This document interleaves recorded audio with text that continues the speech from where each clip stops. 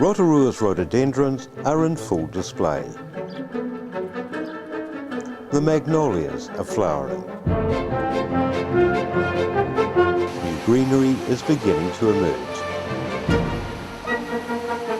And it's raining. It must be springtime.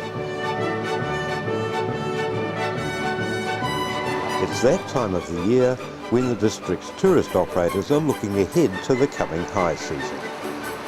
Forward bookings are looking good and the news is positive. New Zealand and Rotorua seem to have weathered the worse than usual winter downturn in visitor numbers brought about by the Iraqi war and the Asian bird flu epidemic. As the city's accommodation providers begin to celebrate busier times ahead, there also comes a reminder that perhaps the time has come for Rotorua to lose its tag as one of the cheapest places in New Zealand to visit and raise its prices.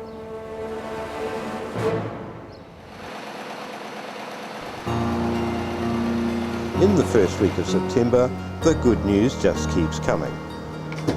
There will be at least 80 new jobs created as a result of a new development destined for the old Taupo road site of Benchmark Building Supplies.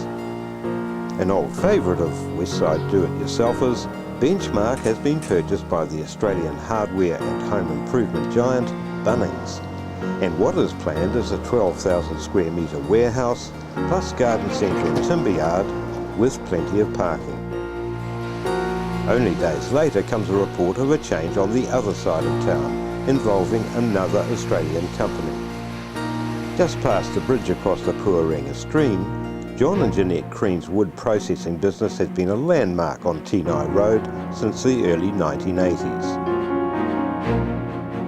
This respected Rotorua business couple converted what had been Clark's soft drink bottling plant into a small factory, specialising in producing wood product for overseas markets, especially Australia.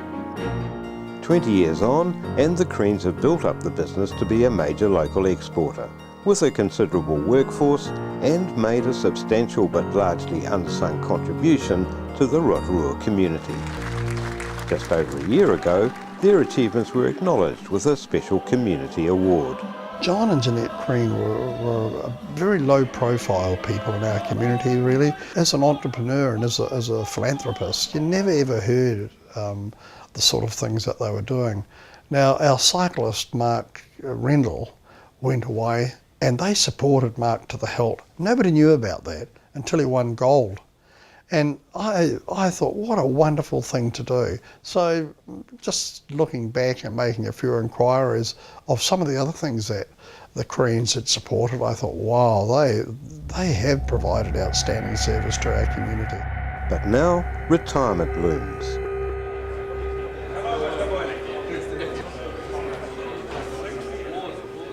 I think it was pretty much from about 11 o'clock till 3. Yeah. The farewell celebrations are tearful, but tinged with relief.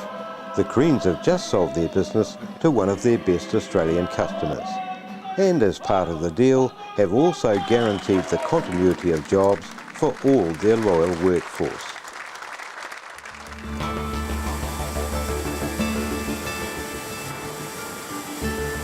Continuity of jobs has also been on the minds of all those working at the Waipa mill. There have been dark clouds of uncertainty hanging over the plant all winter as the process of winding up the old Central North Island Forest Partnership continues in the hands of the receivers. Waipa has been on the market for the best part of a year. There have been strong rumours that the mill could be mothballed as other parts of this forest empire fall by the wayside with the consequent loss of jobs. During the first week of September comes welcome news.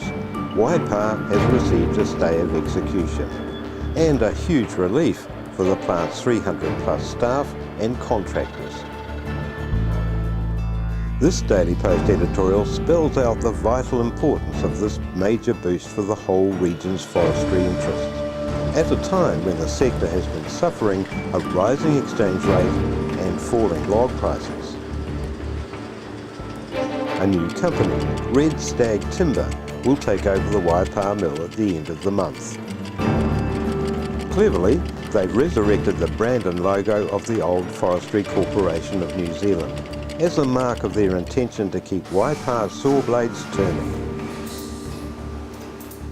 Meanwhile, the receivers continue their hunt for a purchaser of the mill as a going concern. The asking price, around the $21 million mark.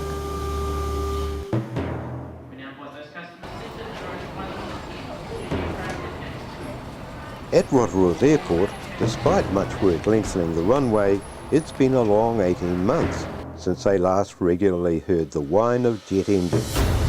Since Air New Zealand withdrew its Whisper jets at the end of February 2002, Rotorua has had to make do with a service provided by smaller turboprop aircraft.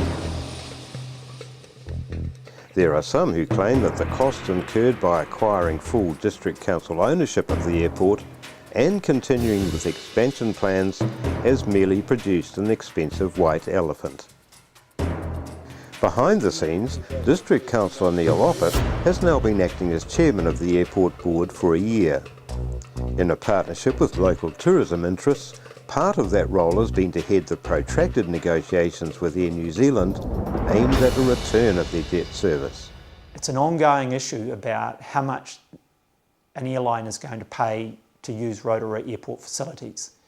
And what the airlines are very good at, probably Air New Zealand masters at it, is that they try and undermine airport companies by going to their shareholders and making all sorts of suggestions. And those suggestions usually go along the line, well, it's uneconomic for us to provide XY services. The Rotorua community gets a great economic benefit from this.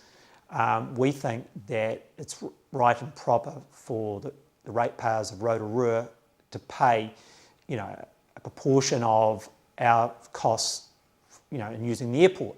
So what they're looking for is a subsidy. Now, what's really important is the person they go to is the mayor, which is normally the case. But when we're negotiating as a board, we take a much, much tougher line. Now, we know how the airlines work. We deal, I've dealt with Air New Zealand, Qantas, NSET, been in endless negotiations over landing charges, new services, whatever. We know the game. We talk to other airport companies, we share the experiences. And what we wanted was the ability for the airport to negotiate independently of the council, and for Graham and council to play its political role and invite Air New Zealand in and have a cup of tea and be nice, but that the actual cut and thrust of business, which is what Air New Zealand environment they work in, should be left to the board. And that's what we achieved.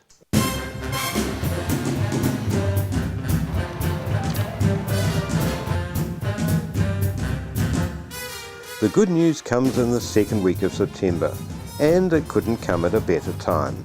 The jets will be back for summer.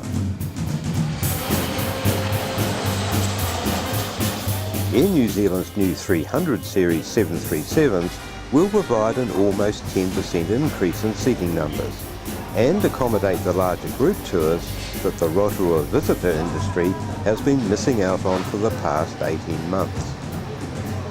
At the District Council, Mayor Hall calls it a red letter day, and there's a whiff of vindication in the air that the cost of the runway extension and proposed terminal upgrade has been money well spent.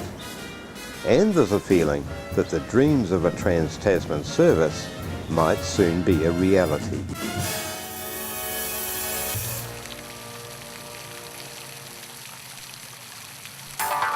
But there are some frustrations as well. September school holidays have brought the usual increase in complaints from the CBD about problems with idle youth. And this time, it's got a bit more serious. A daytime stabbing incident in Tutanekai Street is not a good look for a tourist town about to hit its high season, and there are strident calls for some action. Graham Hall convenes a mayoral forum to enable the community to get involved in finding a solution. And there's a reminder from Councillor Charles Sturt that the problems are not just confined to the city. I mean, we had groups of 30, 40 kids walking the streets in Gordon Road and walking from the city out to Fordlands and same out to Eastside. It was just wanton disrespect for property. A Daily Post editorial questions whether anything constructive can come from such a forum, despite the issue being one of the district's major social problems. But hey, this is September, and even the Daily Post can't stop the good news stories coming. There's relief of sorts for the residents of Morea and Okawa Bay as the go-ahead is given for a $3 million sewerage scheme that will replace their septic tanks and pump the community's wastewater back to the main treatment plant.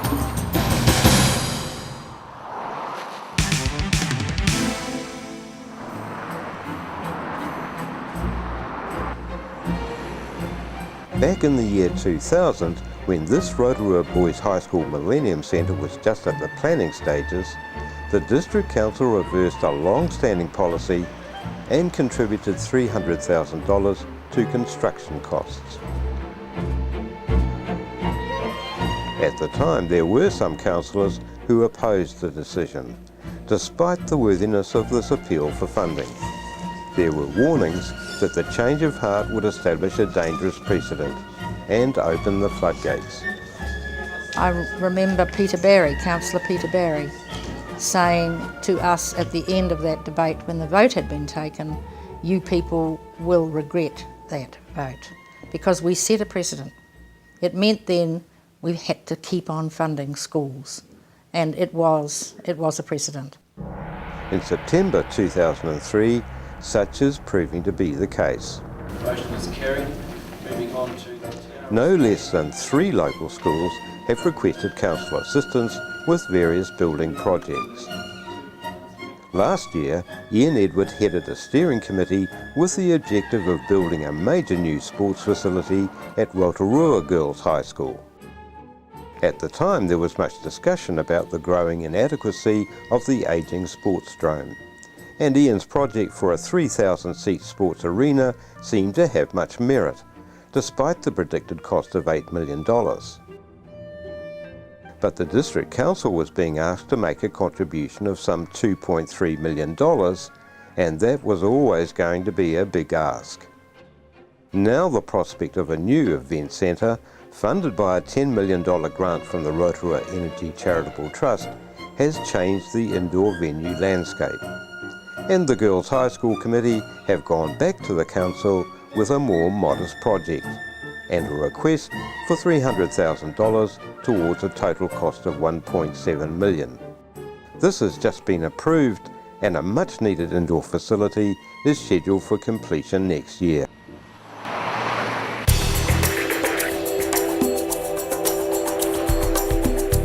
For the residents and businesses on Lake Road, the news in September is mixed. Plans to widen this major thoroughfare have been on the drawing board since the 1990s. Now the District Council is actually starting to acquire the land to allow this widening to happen, hopefully within the next 5 years. The Daily Post announces the purchase of Jeff Kenny's car yard for a cool $1 million, an indication that the Council's funding partner, Transit New Zealand, could finally be coming to the party. We weren't prepared to go ahead and build that 4-lane project without their funding, and they were 56% of the funding, so it wasn't until we got support from them that we were able to go ahead and build it. The other big challenge was to work with, and I'm not even sure who the agency is now, but New Zealand Rail, as it was at the time, to agree that we didn't have to build a new overhead bridge, and that rail is very unlikely to return to the centres of the Rotorua city. And that took many years of discussions with the company and the operators as well, to agree that we could remove the bridge and build an at-grade crossing if needed in the future. So those were the two things that really held the project up. And for a lot of people made investment decisions in purchasing property on Lake Road on the understanding that we would 4-lane it much sooner than we did. But in the middle of September, it's the city centre that remains a cause for some disquiet. As the impact of new zoning changes are discussed, a number of major retail chains are poised to begin establishing new outlets at the central mall, with the potential to add a further 16,500 square metres of shopping space. It's raised fresh fears about the effects on the rest of the central business district, especially if the additional development is rapid. The mall owners point out that their operation has so far created more than 450 new jobs. Such is the conundrum of progress and change facing the Rotorua District Council. But there are times when district plan zoning is not just a city issue.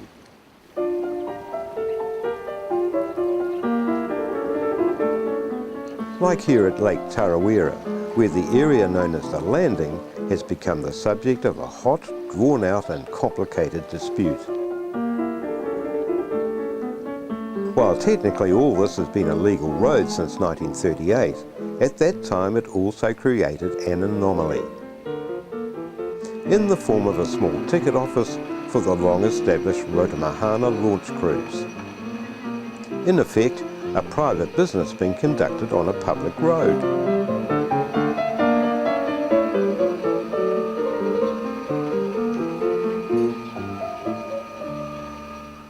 No one seemed too bothered until 5 years ago, when the District Council allowed the original ticket office to be extended into a restaurant and bar, with the promise to the owners that in due course the area's designation would be changed to the status of a reserve, an arrangement that would also preclude any other tourist operations. Now comes local resident Lloyd Lewis and his rather lovely reproduction of a vintage steam launch. He's engaged in a long-running battle with the District Council to run a business offering lake trips with a difference.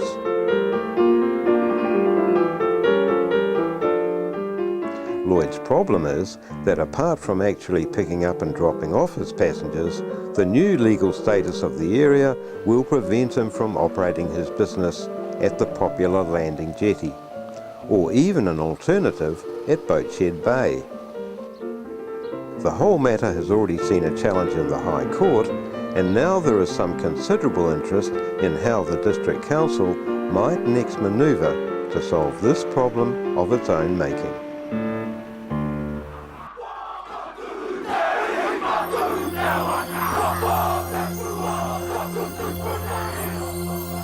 It's good luck and safe travelling time at Rotorua Boys High, as the school's first 15 and their headmaster coach Chris Grinter set off for Christchurch with high hopes of bringing back an important prize. They're after the trophy called the Ranfurly Shield of Secondary School Rugby, the Moaskar Cup. And at the start of the same weekend is a big moment for the Bay of Plenty Steamers.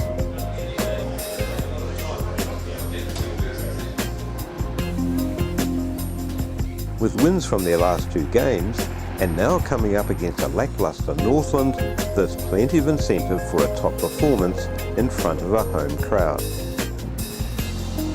With Tauranga now claiming the bulk of the Bay's home games, the big question is, how big a crowd can Rotorua produce?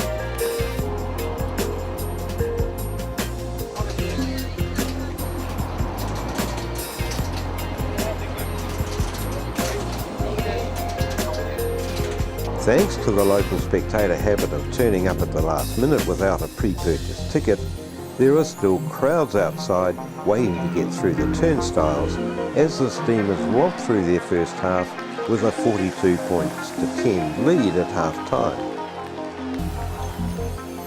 Bay Rugby may be pleased with the final winning score. They are less impressed by the crowd numbers, officially just over 3,500. And even less so by the International Stadium's gate management. But the Daily Post is full of praise for an outstanding performance by the boys' high school team in Christchurch. Beating their old rivals Napier, it's the first time the school has won the Moascar Trophy, an achievement which guarantees them a coveted place at the World Schoolboy Rugby Championship being held next year. So September 2003 has been a month of almost unrelenting good news. The only dampener has been the weather. In the space of the last 4 weeks, there have only been 4 days when it hasn't rained.